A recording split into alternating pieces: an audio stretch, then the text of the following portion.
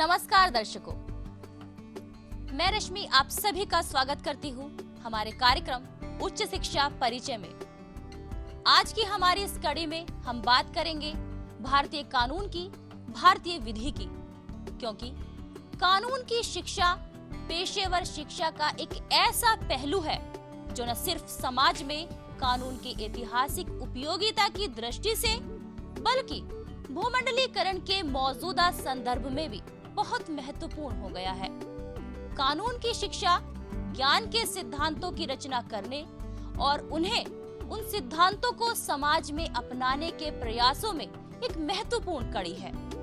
शिक्षा मुकदमेबाजी, कंपनियों की क्रियाविधियों, सरकार और समाज में प्रशिक्षित कानूनी जानकारों की आवश्यकता पिछले कुछ वर्षों में बहुत अधिक बढ़ गई है और ऐसा अनुमान है कि आने वाले वर्षों में कानून के जानकार प्रशिक्षित व्यक्तियों की मांग बेहिसाब बढ़ेगी।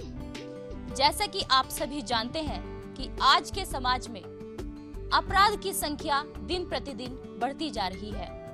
दिन प्रतिदिन लॉ एंड ऑर्डर की समस्या बढ़ती जा रही है और ये तभी कम हो सकती है जब हम आम जनता को अपने कानून का, अपनी विधि की थोड़ी भी जानकारी होगी। इसी बारे में आपको जागरूक करने के लिए आज हमने अपने स्टूडियो में इनवाइट किया है Subharti institute of law college के प्रोफेसर डॉक्टर वैभव गोयल भारती जी को। तो चलिए स्वागत करते हैं। डॉक्टर साहब, आपका स्वागत है। नमस्कार सर। इससे पहले कि लॉ के बारे में, कानून के बारे में आपसे सवाल करूं, कोई प्रश्न पूछूं, मैं सबसे पहले आपसे ये जानना चाहूंगी, मेरे दर्शकों को और मुझे भी ये बताएं कि आपने कानून के क्षेत्र में कितनी सेवाएं दी हैं, कहां-कहां सेवाएं दी हैं? आपकी जिज्ञासा पर प्रतिक्रिया देने से पूर्व मैं आपका शुक्रगुजार हूं कि आपने बड़े ही महत्वपूर्ण मुद्दे के ऊपर आज परिचर्चा आयोजित की है। वास्तव में हमें मालूम होना चाहिए कानून कितना महत्वपूर्ण है और हमारे जीवन से किस प्रकार जुड़ा हुआ है। और आपकी जिज्ञासा के अनुसार बताना चाहूँगा, मैंने अपनी कानूनी सेवाएं विभिन्न विश्वविद्यालयों में उत्तर प्रदेश और छत्तीसगढ़ के अंदर दी हैं। उसके अलावा मैंने अपनी सेवाएं यूथोपिया के institute of human right studies को डेवलप करने में दी हैं और वर्तमान में मैं सुभारती लॉ कॉलेज से ऑन डेपुटेशन लाल बहादुर शास्त्री राष्ट्रीय अकादमी में प्रोफेसर और लॉ कोऑर्डिनेटर के रूप में कार्य कर रहा हूं। और जहां तक लाल बहादुर शास्त्री अकादमी है, ये आईएएस को ट्रेनिंग का कार्य करती है। जो आईएएस बनते हैं उनकी ट्रेनिंग लाल बहादुर शास्त्री अकादमी में होती है। और मेरा ये डेपुटेशन 25 जुलाई को पूरा हो रहा है और 26 जुलाई को मैं पुनः सुभारती लॉ कॉलेज को ही ज्वाइन करने वाला हूँ। जी डॉक्टर साहब, जैसे कि आपने बताया कि बहुत सारे क्षेत्रों में जगह जगह जाकर आपने अपनी सेवाएं दी हैं। एक प्रश्न आपके से मैं दोबारा पूछना चाहूंगी कि सुभारती ही आप वापस क्यों ज्वाइन करना चाहते हैं? बड़ा ही उम्दा प्रश्न है। एक्चुअली कानून मेरे लिए अध्ययन का विषय नहीं है, बल्कि मेरे जीवन का हिस्सा बन चुका है। और जीवन का हिस्सा कुछ इस तरीके से बन चुका है कि मैं चाहता हूं लोग कानून को ना पढ़ें, बल्कि कानून को इस तरीके से जाने जिस तरीके से हम अपने जीवन को जानते हैं। कानून के बिना जीवन मुमकिन नहीं है और बड़े ही दुख का विषय है, बड़े ही खेद का विषय है कि हम कानूनी शिक्षा को बहुत एक डिफरेंट नजरिए से लेते हैं और फॉर ग्रांटेड लेते चले जाते हैं, जिस कारण जो आपने परिचय के समय कहा कि हमारे देश के अंदर अपराध बढ़ रहे हैं एंड लॉ एंड ऑर्डर की समस्या निरंतर बनी हुई है। कारण सिर्फ एक है कि हम कानूनी शिक्षा को प्रॉपर तरीके से नहीं देते। मैं विभिन्न क्षेत्रों में रहा, लेकिन वहां पर जो एजुकेशन सिस्टम है, लीगल एजुकेशन का एक जो डिलीवरी होना चाहिए, जिसके ऊपर नेशनल इंटरनेशनल लेवल पर रिसर्च हुआ कि हमें लीगल एजुकेशन किस तरीके से प्रोवाइड की जानी चाहिए, बहुत कम इंस्टीट्यूट ऐसे हैं जो इस तरीके उस सिस्टम को फॉलो कर रहे हैं। मुझे बड़ा कहते हुए गर्व महसूस हो रहा है कि हमारा सुभारती लॉ कॉलेज एक ऐसा कॉलेज है जहां पर हम क्लिनिकल लीगल एजुकेशन, मतलब लॉ एक क्लिनिकल सब्जेक्ट है, उसको बाकायदा क्लिनिकल सब्जेक्ट की तरीके से डिलीवर कर रहे हैं। और मतलब एक डिफरेंट तरीके के एडवोकेट, जो कमिटेड एडवोकेट्स हैं, कमिटेड जजेस हैं, एक उस तरीके की हम पहुंच डेवलप कर रहे हैं। तो मुझे लगता है कि जहां पर मैं अपने जीवन को जी पाऊं, सुभारती से बेहतर दूसरा मेरे लिए कोई नहीं है। जी बिल्कुल डॉक्टर साहब, आपने सही बात बताई है, सही कहा आपने, लेकिन अपने जवाब में आपने बहुत बड़े बड़े शब्द प्रयोग किए हैं कि क्लिनिकल एक ये एजुकेशन है, जो लॉ कॉलेज लॉ एजुकेशन है। तो मेरे साथ साथ मेरे दर्शक भी ये जानना चाहेंगे कि लॉ ये कानून आखिर है क्या? जी जरूर, आपके दो प्रश्न हैं, एक तो क्लिनिकल लीगल एजुकेशन और दूसरा कानून। तो पहले मैं बताऊंगा कानून क्या है।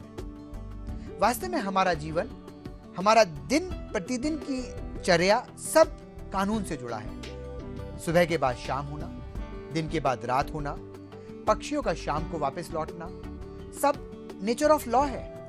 इसी प्रकार समाज में रहते हैं तो कुछ सोशल नॉर्म्स होते हैं कि हमें दूसरे को चोट नहीं पहुंचानी है, हमें दूसरे का ख्याल रखना है, हमें जो हमारे नैतिक मूल्य हैं, सोशल वैल्यूज हैं, उनका आदर करना है। और जब वो नैतिक मूल्य एक लॉ ऑफ लैंड या एक गवर्नमेंट एक्सेप्ट कर लेती है या उन्हें कोडिफाइड कर देती है, उनको एक कंसोलिडेटेड फॉर्म के अंदर इनेक्ट कर देती है, एक्ट के रूप में पारित कर देती है, तो हम उसे कानून कहते हैं। और जहां तक क्लिनिकल लीगल एजुकेशन है, कानून समाज की आवश्यकता को देखकर बनाया जाता है। कानून समाज की बुराइयों को दूर करने के लिए बनाया जाता है। दूसरे शब्दों में कहूं तो कानून वो औषधि है जो अपराध नामक बीमारी को दूर करने के लिए बनाया जाता है। और जब मैं बीमारी और औषधि का बात कर रहा हूं तो आपके सामने सीधा सीधा डॉक्टर प्रोफेशन, मेडिकल प्रोफेशन आएगा, क्लिनिक का नाम आएगा, हॉस्पिटल का नाम आएगा। जी हां, जब हम कानून की बात करते हैं तो अक्सर ही हम कानून को सिर्फ रटाने और पढ़ाने में बिलीव करते हैं। हम ये नहीं सोचते कि एक बीमारी है और हमें उसे दूर करने के लिए एक औषधि देनी है। रिसर्च होने पर मालूम हुआ, अगर यदि हम देखें कि समाज में वो विकृति किस प्रकार डेवलप हुई, ये बीमारी किस तरीके से बढ़ रही है और उसको हम किस तरीके की औषधि से खत्म कर सकते हैं, तब न केवल अपराध खत्म होंगे, लॉ एंड ऑर्डर भी मेंटेन होगा। तो हमारा जो सुभारती लॉ कॉलेज है, जहां पर मैं पुनः आ रहा हूं, वहां पर हम कानून को शोध, एक विषय शोध के रूप में पढ़ाते हैं। बच्चों के अंदर क्यूरियोसिटी डेवलप करते हैं। डिफरेंट विलेजेस के अंदर जाकर, समाज के उन तबकों में जाकर जहां पर मूलभूत रूप से कानूनी समस्याएं जुड़ी हुई हैं, हम कानूनी समस्याओं को पढ़ते हैं। जो वर्तमान में उपलब्ध कानून है, बताते हैं किस प्रकार ये समस्याएं उन्हें खत्म कर सकती हैं। साथ में हम मैसेज देने के लिए रोड शो करते हैं, रैलियां निकालते हैं, ताकि बच्चा कमिटेड महसूस करे। और इसके द्वारा हम clinical legal services and legal awareness camp के द्वारा जन जनार्दन को, जनता को जागरूक भी करते हैं, जो कि हर विधि विद्यालय का धर्म बनता है। लेकिन कितने निभा पा रहे हैं, ये तथ्य का प्रश्न है। जी बिल्कुल डॉक्टर साहब, जैसे कि आपने बताया कि कैंप के माध्यम से आप लोगों को जागरूक कर रहे हैं कानून के विषय में, तो मैं आपसे ये प्रश्न पूछना चाहूंगी कि एक आम इंसान के जीवन में इस लॉ का, इस कानून का क्या प्रयोग है? मैंने आपको पहले भी बताया कि जीवन और कानून आपस में जुड़े हुए हैं। अगर यदि हम ये कहें रात और दिन का क्या महत्व है, सूरज और तारों का क्या तालमेल है, पक्षियों का सुबह उठना, चिड़ियाओं की चहचहाट, नदियों का बहना किस तरीके से हमारे जीवन को प्रभावित करता है, अगर यदि ये सारी चीजें हमें प्रभावित कर रहे हैं, उसी प्रकार कानून हमें प्रभावित कर रहा है। हमारे समाज के कुछ नॉर्म्स हैं। अगर यदि छोटा बड़े का सम्मान नहीं करेगा, अगर यदि एक व्यक्ति सोशल नॉर्म्स, फॉर एग्जाम्पल, अगर यदि कोई भी व्यक्ति अपने धर्म के हिसाब से भगवान को याद कर रहा है, दूसरा व्यक्ति उसको भगवान के नाम को लेने में अड़चन में पैदा करेगा, तो जाहिर सी बात है सामाजिक नॉर्म टूटेंगे। सामाजिक नॉर्म टूटेंगे, law and order problem create होगी। Law and order problem create होगी, अपराध बढ़ेगा। अपराध बढ़ेगा तो हमें एक सिस्टम चाहिए, justice delivery system, criminal justice system, जिसके द्वारा हम अपराध को खत्म करें। तो कानून एक वो औषधि है जो अपराध को बढ़ने नहीं देती, बल्कि अपराध तक पहुंचने से पहले ही जनता को यह बताती है कि आप ये नहीं करेंगे तो हम एक शांति प्रिय जीवन जी सकते हैं। हर व्यक्ति शांति से जीवन जीना चाहता है। हर व्यक्ति चाहता है एक सुकून की जिंदगी जिए। हर व्यक्ति चाहता है एक ऐसा जीवन जिए कि लोग उसकी इज्जत करें, समाज में उसका नाम हो और साथ में वो दिन दूनी रात चौगनी प्रगति कर सके। लेकिन अपराध के रहते आदमी प्रगति नहीं कर सकता।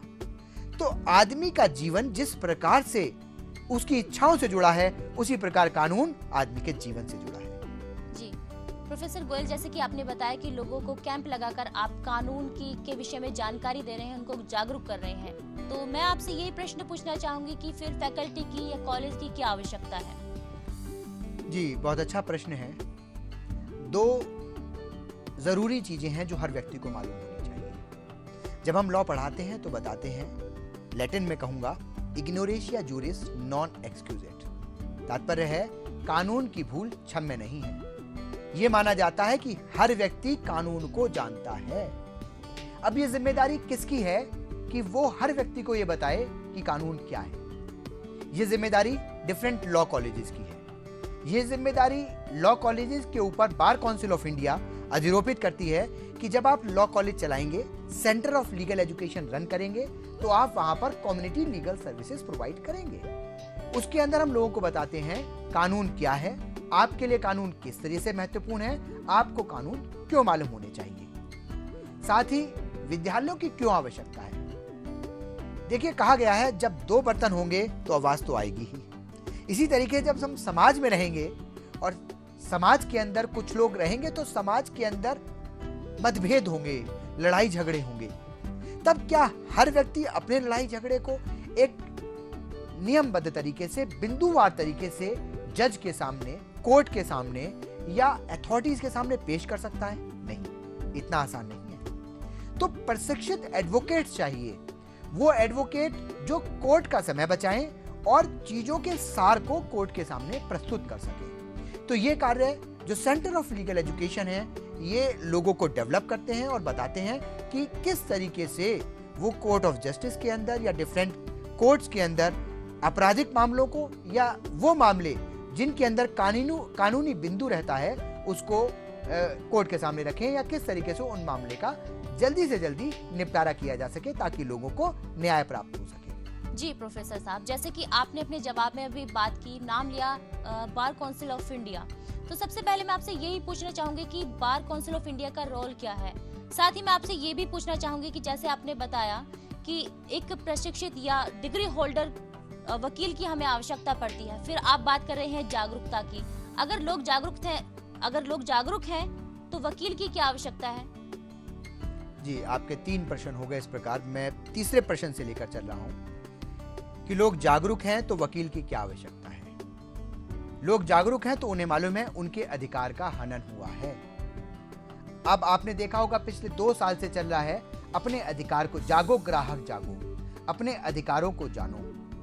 पहले लोगों को नहीं मालूम था कि अगर यदि एक प्रोडक्ट उसका डुप्लीकेट प्रोडक्ट मार्केट में है और अगर यदि वो पायरेटेड प्रोडक्ट या एक गलत प्रोडक्ट मार्केट में मिल रहा है तो उसके विरोध में उसको कुछ रेमेडी मिलती है।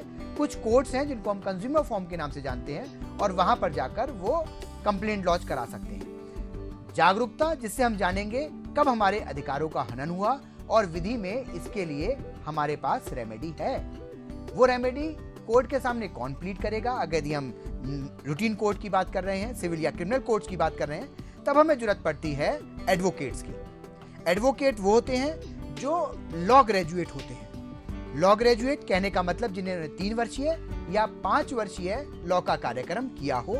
उसके बाद में बार काउंसिल ऑफ इंडिया ही उन्हें एज एन एडवोकेट रजिस्टर्ड करती है डिफरेंट स्टेट बार काउंसिल्स के अंडर में। अब जो 3 वर्षीय और 5 वर्षीय एडवोकेट हैं या जो ग्रेजुएट लॉ ग्रेजुएट होते हैं, जो मतलब कानून का कोर्स करते हैं, वो कोर्स कहां से करेंगे? तो लीगल एजुकेशन की रेगुलेटरी बॉडी भी बार काउंसिल ऑफ इंडिया ही है। बार काउंसिल ऑफ इंडिया नियम निर्धारित करती है। एक बाकायदा उन्होंने एक बुकलेट निकाल रखी है जिसके अंदर उन्होंने बता रखा है कि क्या मिनिमम रिक्वायरमेंट है, क्या कॉलेज चाहिएगा, कितने फैकल्टीज चाहिएंगे, किस तरीके की लाइब्रेरी होनी चाहिए, क्या कोर्स कुरिकुलम होगा। बिना बार काउंसिल ऑफ इंडिया के अप्रूवल के कोई भी कॉलेज या कोई भी institute approved centre of legal education नहीं कहलाता, और अगर यदि कोई भी इंस्टीट्यूट ऐसा कोई कोर्स चला रहा है तो वो मान्य नहीं होता। जी बिल्कुल सही कहा प्रोफेसर साहब आपने।